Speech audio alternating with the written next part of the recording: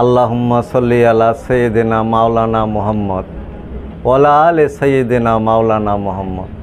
আল্লাহুম্মা, আল্লাহ সবাইকে নিয়ে, সল্লি আলা, সল্লি মানি দুরুদ, সল্লি মানি নামাজ, সল্লি মানি কোমর ডুলিয়ে নাচুন, কোরআনের ডিকশনারি শব্দ।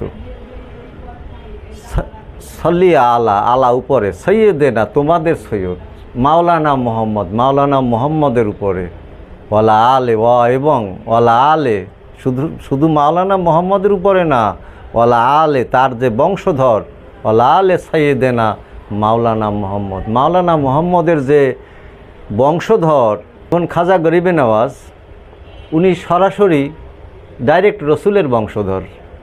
গাউসুল আজম গাউসে পাক সরাসরি রসুলের বংশধর, কিন্তু সরাসরি রসুলের বংশধর। কিন্তু ওসমান হারুনি বাক্কা, যার কাছে খাজা গরিবে নওয়াজ মুরিদ হইলেন, বায়াত গ্রহণ করলেন, কিন্তু উনি কিন্তু ডাইরেক্ট রসুলের বংশধর নন। তথাপিও উনি সৈয়দ, তথাপিও উনি এলমে লাদুনি প্রাপ্ত, উনি মমিনের মমিন, যার জন্য সে সৈয়দ কীভাবে বেসৈয়দের কাছে মুরিদ হয়, হইতে পারে?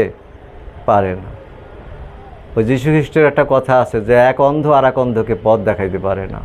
তাহলে উনিও বিকশিত প্রকাশিত, কিন্তু উনি ডাইরেক্ট রসুলের বংশধর না, আমার মোর্শেদ কিবলা বললেন। কিন্তু উনি ওনার মধ্যে থেকে বিকশিত প্রকাশিত করছেন সেই জাতরূপী রূহকে।